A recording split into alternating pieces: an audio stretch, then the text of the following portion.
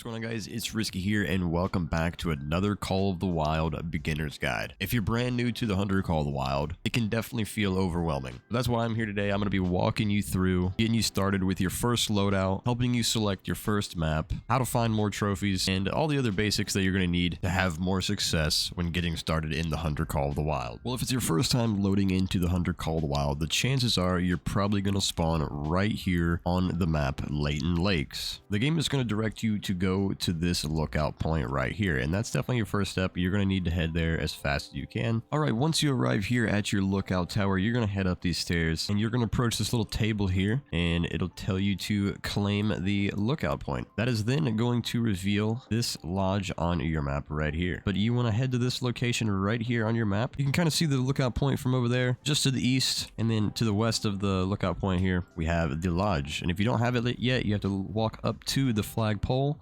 and claim it, and now you own this lodge. You can come inside here, sleep, change time, do all that good stuff here at the rest area at the bed, and you can come over here to this little shipment container or the cache, and this is where you're going to get your loadouts, your ammo, and all of your goods. So generally, starting out here on the Hunter Call of the Wild, you start with the 243, and there's nothing wrong with that. This is a solid starting rifle. Come in here to the cache and access the store here on the left side. Go down to do the rifle ammo, and we're going to find the free soft point ammo. If you have a little money at some point, definitely invest in a little bit of polymer tips. They are a lot more effective, but the soft points are going to do just fine for now. You can buy a bunch of them. I recommend staying on Leighton Lakes, as this is a pretty easy map to just get the hang of things. There's nothing really on this map that's out to kill you, so you don't have that to worry about. All right, so you want to go out here and make some money and start harvesting some deer. A good starter time is around 8 o'clock. So we can go here. Mine, yours won't be this expensive, but since I've changed the time a few times already, the price has increased. Now for Leighton Lakes, you generally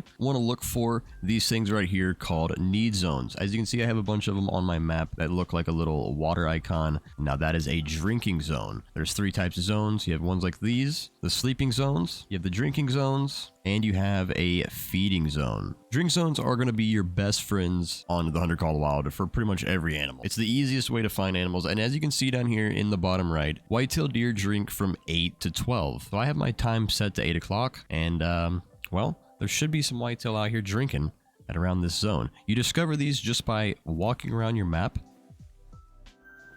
Like boom, right there, we just claimed a black bear drink zone. All you got to do is just walk around and find them drinking, and boom, it'll now be on my map there. A few important things to mention about the HUD here. The compass, you can see this little green cone. Whichever way the wide direction of the cone is pointing, that's the way the wind blowing. So right now the wind is blowing to the south, and we are walking straight into the wind, which is generally the best thing for hunting. If there's animals down there and the wind is in my face, that means my scent is not going to be blowing towards the animals. If there's animals over here and I'm walking this way, much easier for those animals to pick up my scent. All right, perfect. We've found some deer, and they're over here drinking. And since we have the beginner binoculars, we're not going to know the distance that these things are from us right now. So a little easy trick, we can open our map, and since we spotted that guy, we'll see this little icon right here. We can hover our cursor over that, and you look down to the bottom right, we'll see that he's 268 meters from us. Now that's a little bit far out for the 243, so we're going to get a little bit closer. If you look down on the bottom right, you can see a couple little icons there. You see the little heart. Obviously that's our heart rate. Little middle thing that's twitching around right there, that's your visibility. Now if I go in this bush right here real quick, for example, you can see that it gets this little thin line. Now that means that you're as hidden as you possibly can, so that's ideal right there for staying hidden. And then obviously the little audio icon, that's your noise meter. Generally don't have to worry about it too much. As you can see, we're pretty close to these things. Realistically, those deer would be gone, but you don't have to worry too much about spooking the animals from noise in this game, as long as you don't get too close, like generally like 200 meters. We're gonna do this the hard way. Well, we got kind of a shot right there. That's fine. All right, let's pull out this 243. With the scope that we have, it's not going to be the easiest to see his vitals from here. But once he puts his head up, as long as he'll stay spotted, we can kind of see him easier. Let's put it right behind the shoulder there. Boom. Now he should go down. Oh yeah. Now shot placement is everything. I do have a complete guide to that on my channel that I posted not too long ago. If you want to check that out, I go into a little more detail about it. But shooting right behind the shoulder is generally the rule of thumb for every single animal. Not to mention, if you notice my tracks here are like white, pink, and all that different stuff. If you want to change those, it's very helpful actually. You can go to your settings down here in the system, go to interface, and then you can scroll down here to the clues, and you can change them here in your active track color, spotting outline color, all these things here. Typically, the brighter colors are easier to stand out, right? So go with those. And we got our blood splatter here. Looks like a really good one. Vital organ hit. That is what we like to see. Here we go. We got our animal down here. Just a little level 2. He is a silver, so that's not really that special. The rank system in this game, as you can see here, we highlight over the trophy rating. We have silver, gold, and diamond, and then there is a great one for the white-tailed deer and a few other species in the game, which is the rarest to find of the white-tailed deer. This guy is well over a silver minimum rating. You can see a 112.05 is the minimum to meet a silver, and then the minimum to meet a diamond is 255.09. So if this score right here is a 255, then he would be a diamond, and he would obviously have much larger antlers than that for sure. If you right click or hit your right trigger, you can see this like skeleton, this like x-ray view here. It makes it really nice to find where the vitals are in the animal. So there we go. There is our first harvest in the Hunter Call of the Wild. There's a lot of great DLC options for the Hunter Call of the Wild, but I'm going to give you 3 suggestions here. First off, being the modern rifle pack. This is going to allow you to have the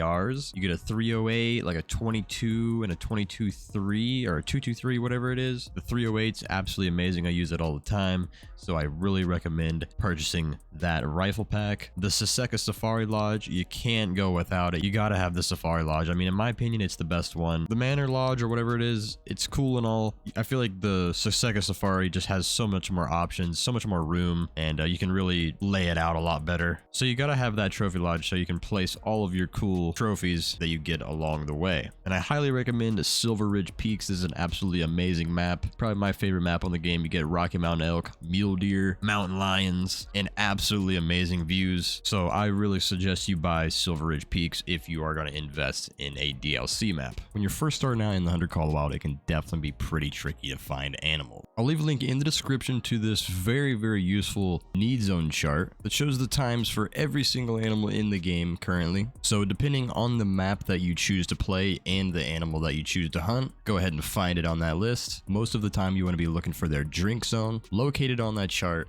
and then set sail. Hunting around bodies of water in this game is gonna narrow things down tremendously, and using these charts is definitely going to help you find those drink zones. If you're still here, then I want to say I appreciate you for watching, and be sure to hit that like button. It definitely helps get the video out there, and I really, really appreciate it. There's a lot of really important things that I'm not going to mention in this video, just because this video would be way too long. The whole goal of this video is just to get you started, and to really help you avoid a lot of that frustration that a lot of new players tend to get when they get this game. Hopefully this will guide you in the right direction, keep you from wandering out in the woods mindlessly without killing anything for 20 hours of gameplay.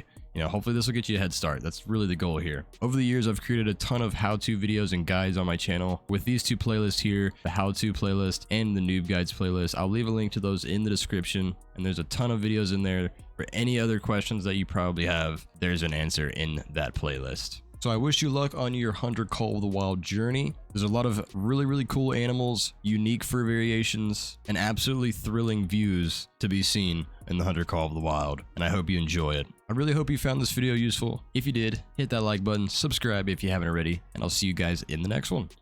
Later.